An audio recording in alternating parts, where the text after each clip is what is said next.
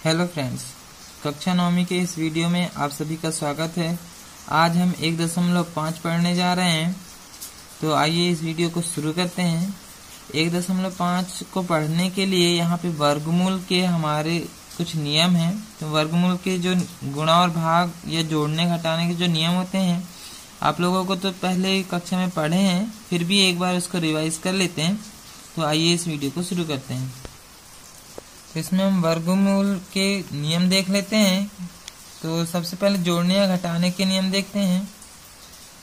तो यहाँ पर देखोगे, यदि वर्गमूल में कोई संख्या दी रहती है और अंदर की संख्या समान होती है वर्गमूल के अंदर, तो हम उसमें जब जोड़ेंगे या घटाएंगे तो उसके बाहर की संख्या जुड़ेगी।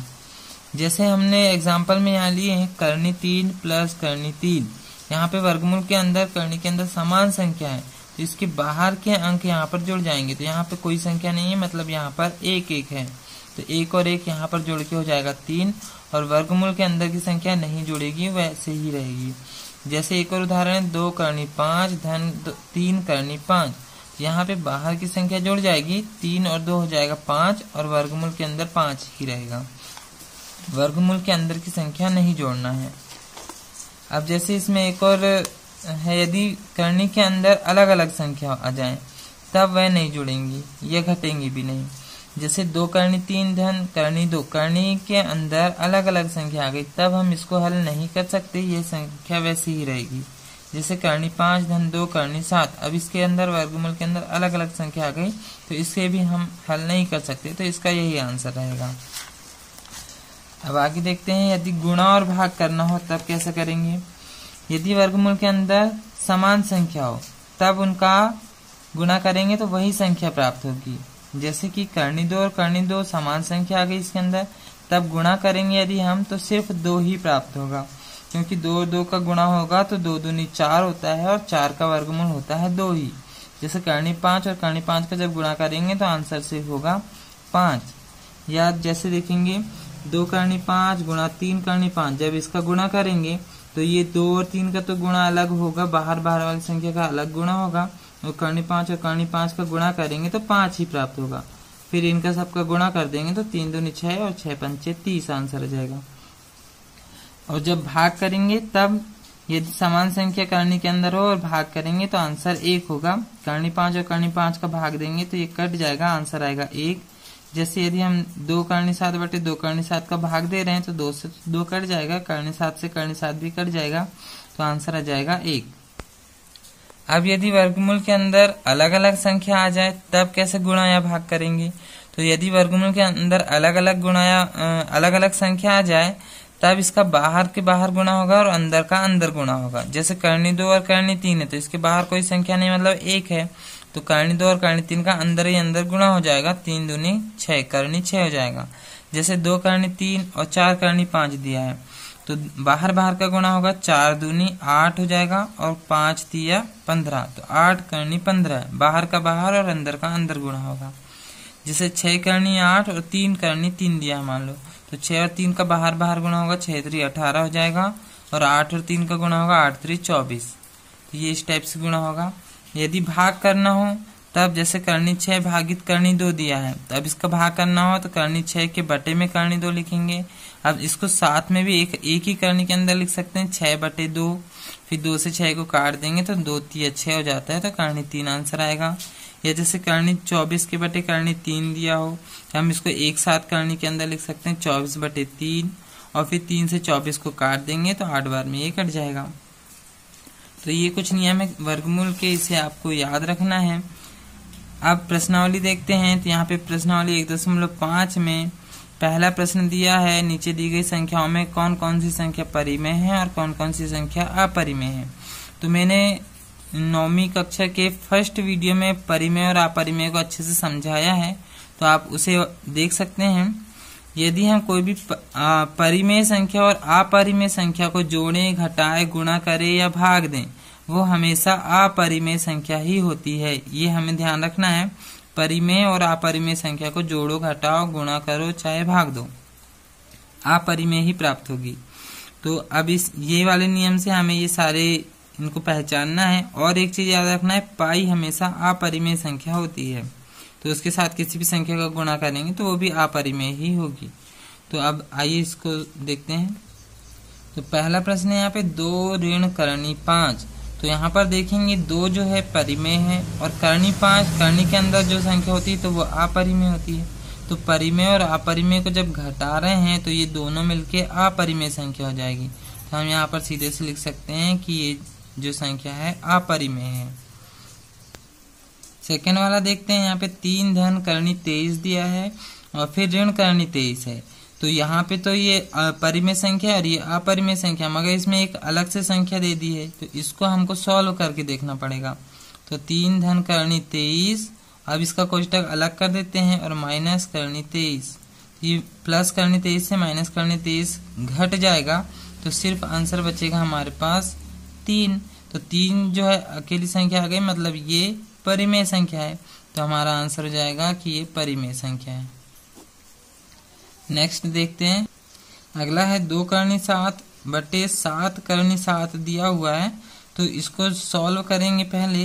तो 2 करनी 7 के बटे 7 करनी 7 में करनी 7 से करनी 7 कट जाएगा, सिर्फ बचेगा 2 बटे 7।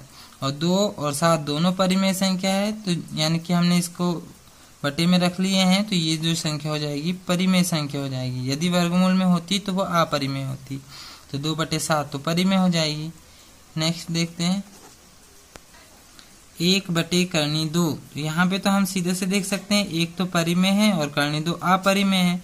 तो परिमेय और अपरिमेय का भाग दे रहे हैं यहाँ पे, तो ये भी दोनों मिलके अपरिमेय ही होगी। तो यहाँ पे दोनों अपरिमेय हो जाएगी। नेक्स्ट देखते हैं 5वां 2 पाई। अब यहाँ पे 2 पाई जो है, पाई किसी के भी साथ रहे तो वह हमेशा अपरिमेय संख्या ही होगी, क्योंकि पाई हमेशा अपरिमेय होती है। तो 2 और पाई दोनों मिलके भी अपरिमेय ही होगी।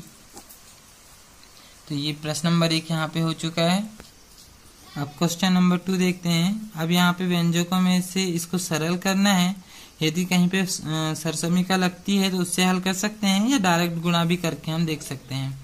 तो पहला वाला देखते हैं। तो पहला वाला क्वेश्चन यहाँ है 3 धन करनी 3 और 2 धन करनी 2। तो अब हम यहाँ पे इसका डायरेक्ट गुणा करेंगे, इसके लिए कोई सरसमीका नहीं है हमारे पास। तो यहाँ पे सबसे पहले देखेंगे 3 का गुणा पहले 2 में करेंगे और फिर करनी 2 में करेंगे। उसके बाद करनी 3 का गुणा 2 में करेंगे, फिर करनी 2 में करेंगे। तो सबसे पहले 3 का गुणा होगा 2 में, फिर प्लस, फिर 3 का गुणा होगा करनी 2 में, फिर प्लस करनी 3 का गुणा होगा 2 में। तो ये हो जाएगा 2 करनी 3 ही लिख लेते हैं। और फिर करनी 3 का गुणा करनी 2 में करेंगे, तो करनी 3 गुणा करनी 2। अब देखते हैं यहाँ गुणा करके तो 3 का गुणा 2 में करेंगे तो 3 दूनी 6 होगा, प्लस 3 का गुणा करनी 2 में करेंगे तो करनी के अंदर बाहर की संख्या का गुणा नहीं होगा, तो 3 करनी 2 ही होगा, प्लस 2 का गुणा करनी 3 में करेंगे तो ये भी वैसे ही 2 करनी 3 ही होगा, प्लस अब यहाँ करनी के अंदर का गुणा हो जाएगा तो करनी के अंदर 6 हो जाएगा। अब हम इसको आगे हल नहीं कर सकते, यहाँ करनी के अंदर अलग अलग संख्या है तो इसको हम जोड़ नहीं सकते, तो हमारा आंसर इतना ही रहेगा, इसको हम आगे हल नहीं कर सकते। सेकेंड वाले सवाल में यहाँ पर देखेंगे एक बार प्लस में है वही संख्या और एक बार माइनस में है वही संख्या, तो इसमें एक सरसमीका लग जाएगी। इसमें एक फॉर्मूला लगता है a धन b, यहाँ पे प्लस में है तो a धन b और a ऋण b, a की जगह 3 और b की जगह करनी 3, a की जगह 3 और b की जगह करनी 3 है। तो प्लस में और माइनस में यदि होती है संख्या तो a की घात 2 ऋण b की घात 2, ये एक सरसमीका लग जाएगी। तो यहाँ पे हल करके देखते हैं। तो यहाँ पे सरसमीका में लगाएंगे a की जगह 3 है और b की जगह करनी 3 है, तो ये यहाँ पे a की जगह 3 रख देंगे और b की जगह करनी 3 रख देंगे। तो a की जगह 3 रखेंगे और पूरे की घात 2 है, फिर ऋण b की जगह करनी 3 रखेंगे और पूरे की घात 2 है। अब यहाँ पे 3 का वर्ग करेंगे तो 3 का वर्ग होगा 3 3 9, और करनी 3 का जब वर्ग करेंगे तो वर्ग से वर्गमूल कट जाएगा तो सिर्फ बचेगा 3, तो 9 में से 3 घटा देंगे तो आंसर आ जाएगा हमारा 6। दूसरा वाला सवाल देखते हैं। कर्णी 5 धन कर्णी 2 है, पूरे की घात यहाँ पे 2 दिया हुआ है, तो इसके लिए भी एक फॉर्मूला है, उसको भी देख लेते हैं। तो इसके लिए सरल समीकरण है a धन b पूरे की घात 2 बराबर होता है a की घात 2 धन 2ab धन b की घात 2। ये वाला फॉर्मूला इसमें लगा सकते हैं हम। तो यहाँ पर देखते हैं, तो यहाँ पे लिखा है कर्णी 5 धन कर्णी 2 पूरे की घात में 2 है, तो a की जगह यहाँ पे कर्णी 5 रखना है और b की जगह रखना है कर्णी 2। तो यहाँ पे हम मान रख देते हैं, a की जगह रखेंगे कर्णी 5 पूरे की घात 2 धन 2, a की जगह रखेंगे कर्णी 5 और b की जगह रखेंगे कर्णी 2, फिर ये प्लस और फिर b की जगह कर्णी 2 और पूरे की घात में रखना है 2। तो ऐसे कोष्टक बना के रखते जाना है। कर्णी 5 का जब वर्ग करेंगे तो वर्ग से कर्णी कट जाएगी, तो सिर्फ बचेगा 5 धन 2 और कर्णी 5 और कर्णी 2 इनका सबका गुणा करेंगे तो 2 अकेला ही रहेगा। कर्णी 5 और कर्णी 2 का गुणा करेंगे तो 5 दूनी 10, कर्णी के अंदर हो जाएगा 10 धन। अब कर्णी 2 का जब वर्ग करेंगे तो वर्ग से कर्णी कट जाएगी तो सिर्फ बचेगा 2। अब यहाँ पे ये कर्णी 10 वाला संख्या यहाँ जुड़ेगी नहीं, सिर्फ ये 2 और ये 5 ही जुड़ेगा, तो 5 और 2 मिलके हो जाएगा 7 धन 2 कर्णी 10। अब ये इसको हम जोड़ नहीं सकते, तो हमारा आंसर यहीं पे इतना ही आंसर हो जाएगा। जो चौथा नंबर का जो सवाल है सेम दूसरे वाले सवाल के जैसा है, इसमें एक बार माइनस में आया और एक बार प्लस में आया है, तो वही सरसमीका लग जाएगी। a ऋण b और a धन b एक बार माइनस में आया हो और एक बार प्लस में आया हो, तो a का वर्ग ऋण b का वर्ग, ये वाला फॉर्मूला लग जाएगा। तो यहाँ पे है कर्णी 5 ऋण कर्णी 2 कर्णी 5 धन कर्णी 2। यहाँ पे मान रख देंगे, a की जगह रखना है कर्णी 5 और b की जगह रखना है कर्णी 2। तो a की जगह कर्णी 5 और पूरे की घात 2 ऋण b की जगह कर्णी 2 और पूरे की घात 2। कर्णी 5 का जब वर्ग करेंगे तो वर्ग से कर्णी कट जाएगी, 5 बचेगा, और 2 का कर्णी 2 का वर्ग करेंगे तो वर्ग से कर्णी कट जाएगी, सिर्फ 2 बचेगा, और घटाएंगे तो आंसर आ जाएगा 3। तो ये सवाल भी यहाँ पे हो गया है। अब इसमें जो प्रश्न नंबर 3 है वो परीक्षा की दृष्टि से आईएमपी नहीं है, मतलब ये प्रश्न पूछता नहीं है। अगर इसका सॉल्व करना है तो पीछे पे जो प्रश्नावली सॉल्यूशन दिया हुआ है उसमें इसका हल पूरा दिया हुआ है, उसे आप देख सकते हैं। अब हम देखते हैं प्रश्न नंबर 4। अब इसको संख्या रेखा में हमें दर्शाना है वर्गमूल 9.3। करने के अंदर 9.3 इसको हमको संख्या रेखा में दर्शाना है।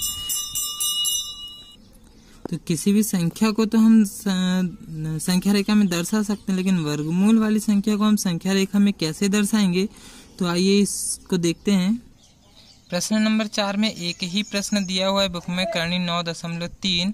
अब इसमें एक उदाहरण में दिया हुआ है करनी 3.5। तो मैं 9.3 वाला आप लोगों को बता रहा हूँ। 3.5 आपके लिए होमवर्क रहेगा, इसे आप होमवर्क में करेंगे। तो ये वाला प्रश्न देखते हैं। हमें जितना करने के अंदर 9.3 दिया हुआ है, इतनी ही लंबी लाइन आप खींच लें। तो सबसे पहले एक बिना नाप के अच्छी लंबी लाइन खींच सकते हैं।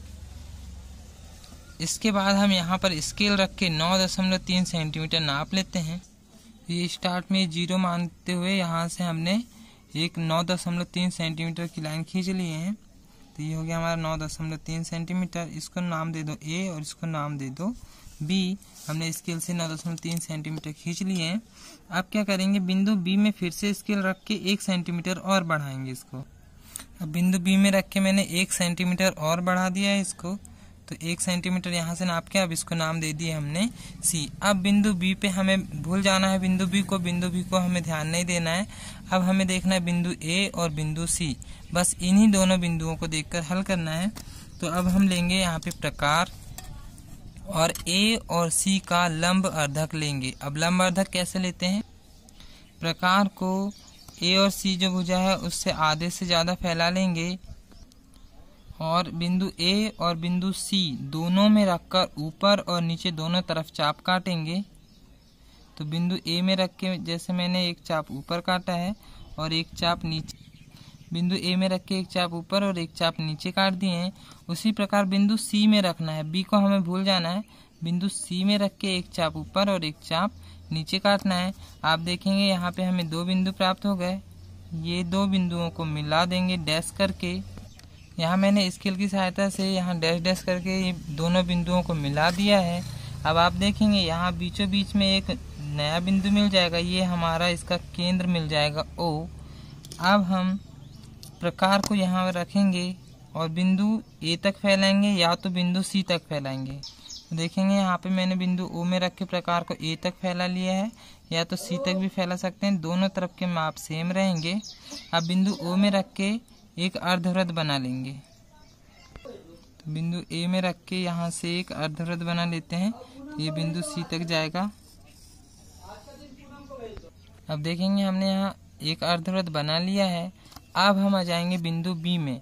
अब बिंदु B में आप चांदा रखेंगे और सीधा 90 अंश का कोण नापेंगे। तो अब चांदा रख के 90 अंश का कोण नाप लेंगे और फिर स्केल से उसको सीधा मिला दें। तो बिंदु B में चांदा रख के मैंने यहाँ पे 90 अंश में निशान लगा लिया है। अब आप इसको स्केल से सीधी लाइन मिला लें। अब मैंने यहाँ स्केल रख के बिल्कुल सीधी लाइन यहाँ तक मिला लिया है। तो यहाँ पर जो बिंदु मिला है हमको, इसको हम नाम दे देते हैं D। ये जो सीधी लाइन आई है यही हमारा करनी 9.3 होगा, मगर इसको हमको संख्या रेखा में लाना है।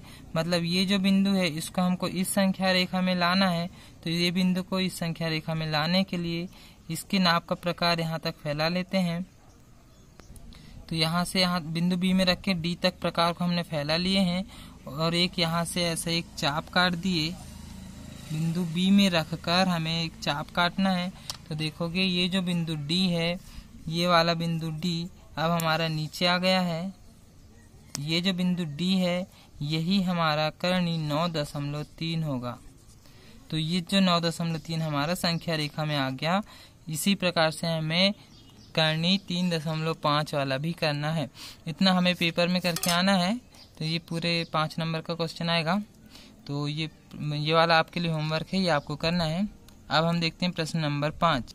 अब प्रश्न नंबर 5 में 4 सवाल हैं, तो इसमें से मैं 2 या 3 बता दे रहा हूँ। एक सवाल आपके लिए होमवर्क रहेगा। तो जो फर्स्ट वाला है वो तो बहुत सरल है, देख लेते हैं। 1/7 यहाँ पर दिया हुआ है। तो अब हमें यहाँ पे हर का परिमेय करके आंसर लाना है। तो हर में जो संख्या रहती है उसका परिमेय करके आंसर लाते हैं। आप परिमेय कैसे करते हैं? जैसे हमें दिया है 1/7, इसी में हमें हर का परिमेय करना है। तो जो हर में जो संख्या होती है उसी का ऊपर और नीचे गुणा कर देते हैं। तो जैसे हर में यहाँ पे करनी 7 है, तो करनी 7 का अंश और हर दोनों में गुणा कर देते हैं। तो इसी को बोलते हैं हर का परिमेय करना। तो अब करनी 7 का गुणा 1 में करेंगे तो करनी 7 ही होगा। अब करनी 7 और करनी 7 जब समान संख्या करनी के अंदर होती है तो जब उसका गुणा करते हैं तो आंसर सिर्फ 7 आता है, हमें पता है। तो ये आंसर हो गया हमारा करनी 7/7। तो ये वाला तो सिंपल है, ये 1 नंबर या 2 नंबर में पूछ सकता है। तो अब देखते हैं क्वेश्चन नंबर 2। अब यहाँ पे जो सेकंड वाला है वहाँ पे 1/करनी 7 ऋण करनी 6। अब यहाँ पे 2 पद वाले आ गए हैं। तो अब ऐसे में हर का परिमेय कैसे करते हैं उसको देखते हैं। जब हर में 2 पद हो और बीच में कोई चिन्ह हो तो उसका हर का परिमेय करने के लिए ये पूरे नंबर को तो यहाँ पे ऊपर और नीचे गुणा करना ही है। लेकिन यदि यहाँ पे माइनस आता है तो यहाँ दोनों जगह प्लस लगाना है, या यदि यहाँ प्लस आएगा तो यहाँ दोनों जगह माइनस लगाना है। बीच का चिन्ह यहाँ पर चेंज करना है दोनों जगह। अब यहाँ पे हम ऊपर का ऊपर और नीचे का नीचे गुणा करेंगे। तो अब यहाँ पे ऊपर का तो हम गुणा कर सकते हैं, नीचे का गुणा करने के लिए यहाँ पे देखेंगे हमें एक सरसमीका लग जाएगी। तो जब नीचे वाली दोनों संख्याओं का गुणा करेंगे तो इसमें यही वाली सरसमीका लगाएंगे। एक जगह माइनस में आया है और एक जगह प्लस में आया है। ए की जगह करनी 7 होगा और बी की जगह करनी 6 होगा। तो ऊपर में तो डायरेक्ट 1 का गुणा करेंगे हम, तो करनी 7 का गुणा 1 में करेंगे तो करनी 7 ही होगा। फिर प्लस करनी 6 का गुणा 1 में करेंगे तो करनी 6 ही होगा। अब नीचे पे हम ये वाली सरसमीका लगा देंगे, ए की जगह करनी 7 और बी की जगह करनी 6। तो बस यहाँ पे ए का वर्ग और ऋण बी का वर्ग करना है। तो ए की जगह है यहाँ पे करनी 7, तो करनी 7 और उसकी घात 2 लगाना है, फिर बीच में माइनस, और फिर बी की जगह करनी 6 लगाना है और उसमें भी पूरे की घात 2 लगाना है।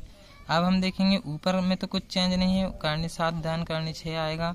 अब नीचे पे यहाँ पे देखेंगे करनी 7 का जब वर्ग करेंगे तो वर्ग से करनी कट जाएगी, सिर्फ बचेगा 7, फिर बीच में माइनस, फिर करनी 6 का जब वर्ग करेंगे तो सिर्फ बचेगा 6। तो ऊपर तो आगे हमारा करनी 7 धन करनी 6 और नीचे हो जाएगा हमारा 7 में से 6 घटाएंगे तो हो जाएगा 1। अब हर में यदि 1 आता है तो 1 नहीं लिखते हैं, कर्णी 7 धन कर्णी 6 ही होगा, नीचे का 1 हट जाएगा।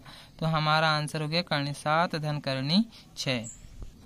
अब इसी के जैसा सेम सवाल तीसरा वाला है। यहाँ कर्णी 7 और कर्णी 6 ऋण में था। अब यहाँ कर्णी 5 और कर्णी 2 यहाँ धन में आ गया। तो परिमेय करोगे जब आप, तो यहाँ पे माइनस माइनस लगाना है दोनों जगह। तो ये वाला सवाल आपके लिए होमवर्क हो गया। अब यहाँ पे एक जगह कर्णी 7 है और यहाँ सिर्फ 2 है, तो ये वाला क्वेश्चन मैं बता दे रहा हूँ। तो एक क्वेश्चन आपके लिए होमवर्क हो गया। अब यहाँ पे एक लास्ट चौथा क्वेश्चन देख लेते हैं। अब यहाँ पे दिया है 1/कर्णी 7 ऋण 2। अब यहाँ पे हमें हर का परिमेय करना है। तो सेम वही जो नीचे वाले जो संख्या होती है उसी का ऊपर और नीचे गुणा करते हैं। तो यहाँ कर्णी 7, अब यहाँ पे माइनस है तो यहाँ जाएगा धन 2/कर्णी 7 फिर धन 2। ऊपर और नीचे हमें चिन्ह चेंज कर देना है, यहाँ माइनस है तो यहाँ प्लस प्लस कर देना है। अब हम यहाँ पे गुणा करेंगे तो यहाँ पे फिर सेम देखेंगे, यहाँ पे माइनस आ गया यहाँ प्लस आ गया, तो वही सरसमीका लग जाएगी। तो हम ऊपर का यहाँ पर पहले गुणा कर लेते हैं। तो कर्णी 7 का गुणा 1 में करेंगे तो कर्णी 7 ही होगा, फिर 2 का गुणा 1 में करेंगे तो 2 ही होगा। अब नीचे गुणा करते हैं तो यहाँ पर देखेंगे एक जगह माइनस एक जगह प्लस, तो ये वाली सरसमीका लग जाएगी a का वर्ग ऋण b का वर्ग। a की जगह यहाँ पर कर्णी 7 है और b की जगह यहाँ पे 2 है। a की जगह कर्णी 7 b की जगह 2 है। तो बस अब यहाँ पे मान रख देते हैं। a की जगह रखेंगे कर्णी 7 और पूरे की घात रखना है 2, फिर माइनस आएगा बीच में, फिर b की जगह रखना है 2, तो यहाँ b की जगह रख दिए 2 और पूरे की घात 2। अब कर्णी 7 धन 2, ऊपर वाला तो मान वैसे ही रहेगा। अब नीचे पे जब कर्णी 7 का वर्ग करेंगे तो कर्णी से वर्ग कट जाएगा, सिर्फ बचेगा 7 माइनस। अब 2 का जब वर्ग करेंगे तो 2 का वर्ग हो जाएगा 2 दूनी 4। तो अब ये घट जाएगा यहाँ पे, तो ऊपर हो जाएगा कर्णी 7 प्लस 2 और नीचे हो जाएगा 7 में से 4 घटाएंगे तो बचेगा 3। तो ये आंसर हो गया हमारा कर्णी 7 धन 2 पूरे के बटे 3। तो अब ये प्रश्नावली यहाँ पे समाप्त हो चुकी है। अब 1.6 में अगले वीडियो में बनाऊंगा। तो इस वीडियो को पूरा देखने के लिए आप सभी का धन्यवाद।